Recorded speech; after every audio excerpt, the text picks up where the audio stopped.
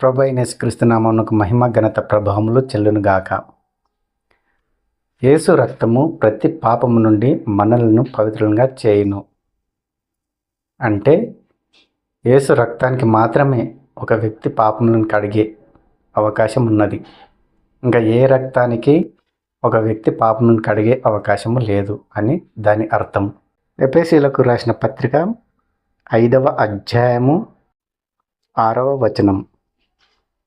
వ్యర్థమైన మాటల వలన ఎవడునో మిమ్మును మోసపరచనీయకుడి.